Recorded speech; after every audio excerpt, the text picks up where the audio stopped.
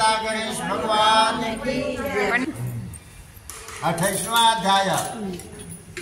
इतनी कथा सुनने के बाद ऋषियों ने कहा, हे सूत जी, अब कार्तिक शुक्ला अष्टमी, जिसे गोपाष्टमी भी कहते हैं, उसका महात्म सुनाने की कृपा कीजिए।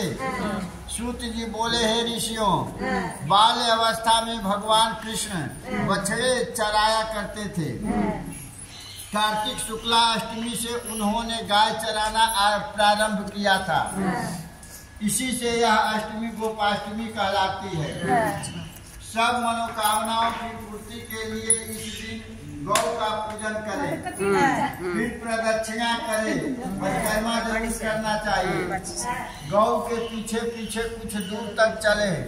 श्री कृष्ण भगवान की परम प्रिया श्री राधा जी के नाम से विख्यात राधा कुंड में स्नान करके जो कोई व्यक्ति श्री कृष्ण जी का पूजन करता है, उसके संपूर्ण पाप गोधूली से नाश को प्राप्त हो जाता है।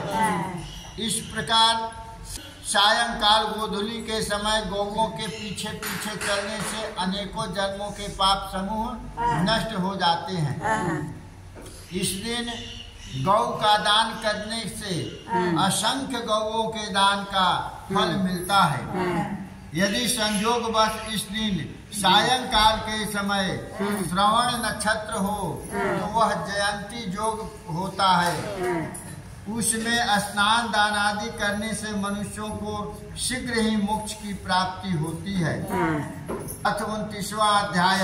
राजा पृथु ने कहा, हे नारद जी, आप वेद शास्त्र तथा पुराणों के ज्ञाता हैं, सो कृपा करके यह बताइए कि किसी देवता की कितनी कितनी परिक्रमा करनी चाहिए तथा उनका क्या फल है, परिक्रमा करने का फल क्या मिलता है। यह वार्ता सुनकर नारद जी कहने लगे कि हे देवी, एक बार सूर्य की, 7 बार अग्नि की, 7 गणेश जी की, 3 शिव जी की आदि, गणेश जी के 3, अग्नि के 7 और देवी के जो है ना वो 1 परिक्रमा है। सूर्य के 7 है, अग्नि के 7 है, गणेश की 3 है, शिव जी की आधी परिक्रमा होती है, पितरों की 3 अथवा 4 तथा विष्णु की 4 परिक्रमा होती है। इस संबंध में ब्रह्मा जी द्वारा कहा गया एक इतिहास सुनो, जो कि बृहस्पति जी तथा इंद्र का संवाद है। वैवस्वत मनवंतर में एक बार सब देवताओं सहित इंद्र ने बृहस्पति जी के पास जाकर उनसे पूछा कि हे गुरुदेव, ब्रह्म काल से पहले यह सृष्टि कैसी थी, इंद्र आदि देवगण कैसे थे तथा उनका क्या कर्म था।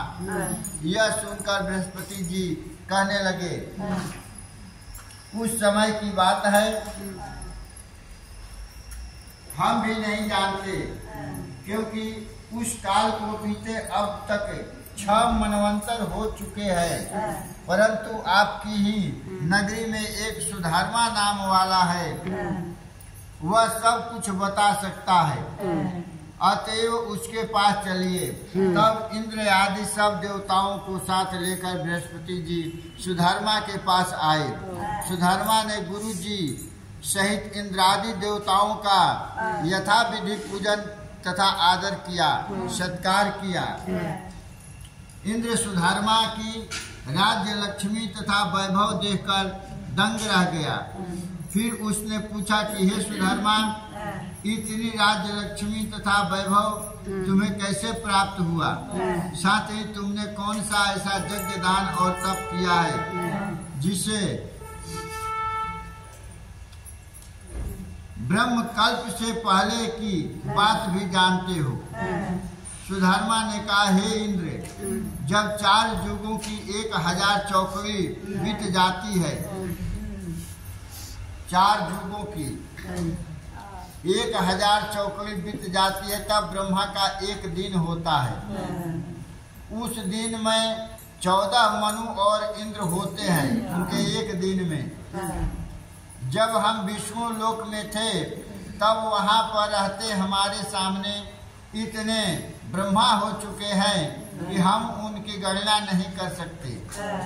उसके बाद जब हम यहाँ स्वर्ग में आए और हमने जो भी अच्छा कर्म करके इतनी लंबी आयु पाई उसका विवरण सुनो। पहले जन्म में मैं मांस भक्षी वृद्ध था। एक समय कार्तिक शुक्ला नवमी को श्री विष्णु के मंदिर पर बैठा हुआ था कि एक शिकारी ने आकर बाण मारा, जिसे घायल होकर मैं विष्णु मंदिर में आ गिरा। उसी समय मांस के लोभी एक कुत्ते ने आकर मुझको पकड़ लिया। उसे देखकर अन्य कुत्ते भी वहां आ गए। वह कुत्ता उनसे डरकर मंदिर के चारों ओर चक्कर लगाने लगा। अन्य कुत्ते भी उसके पीछे पीछे भागते रहे। इस प्रकार सबकी प्रदक्षिणा हो गई। अनजाने में ही सबका परिक्रमा हो गया। इसी बीच मेरी मृत्यु हो गई। परिक्रमा करते समय गिद्ध के मृत्यु हो गई। अब प्रदक्षिणा से भगवान अत्यंत प्रसन्न हुए और मुझको अपना परम पद दे दिया। यह बात सुनकर इंद्र अत्यंत प्रसन्न हुआ और उन्होंने भी विधि पूर्वक भगवान का पूजन व प्रदक्षिणा की। नारद जी कहते हैं, हे राजन, कार्तिक शुक्ला नवमी सतयुग की आदि तिथि है।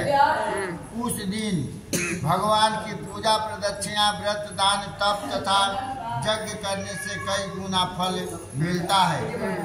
कार्तिक शुक्ला नवमी को जो कल बीता वे बहुत पुण्यदायक दिन होता है। उस दिन प्रदक्षिणा, व्रत, दान, तप तथा यज्ञ करने से कई गुना फल अधिक प्राप्त होता है। यदि कार्तिक कृष्णा नवमी को मथुरापुरी में जाकर भगवान का पूजन और प्रदक्षिणा की जाए तो उससे अनंत फल की प्राप्ति होती है। प्रदक्षिणा करने में जितने पग उठते हैं उसके उतने ही कुल वैकुंठ में वास करते हैं। यदि मथुरापुरी बहुत दूर हो तो अन्य किसी धार्मिक स्थान पर प्रदक्षिणा करें। यदि यह भी संभव न हो तो ब्राह्मण विष्णु की प्रतिमा कि तो ब्राह्मण के नहीं तो विष्णु के प्रतिमा, गौ या गौ के स्थान, तुलसी या शालिग्राम की मूर्ति की प्रदक्षिणा कर लेवे। अगर सब नहीं है तो तुलसी, शालिग्राम एक जगह रख करके उनके परिक्रमा करना चाहिए। समुद्र सहित संपूर्ण पृथ्वी की परिक्रमा करने से जो फल प्राप्त होता है समुद्र सहित वही तुलसी या शालिग्राम की प्रदक्षिणा करने से प्राप्त होता है। कार्तिक शुक्ल पक्ष की नवमी को गौ, ब्राह्मण, देव मंदिर, तुलसी वन, साधु, बैरागी, परमहंस, गृहस्थ, वेद, उपवेद तथा पुराण ये सब ग्राम में ही वास करते हैं। इसलिए ग्राम की प्रदक्षिणा करनी हो तो प्रातः काल उठ के शौच, स्नानादि नित्य कर्म से निवृत्त होकर कमंडल हाथ में ले ओम नमो भगवते वासुदेवाय मंत्र का जाप करते हुए सूर्य उदय होने से पहले ही आरंभ करें।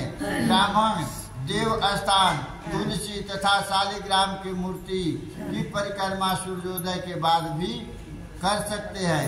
लेकिन ग्राम की प्रदक्षिणा जो है सूर्य उदय से पहले ही किया जाता है, जो कल आप लोग करने वाली हो।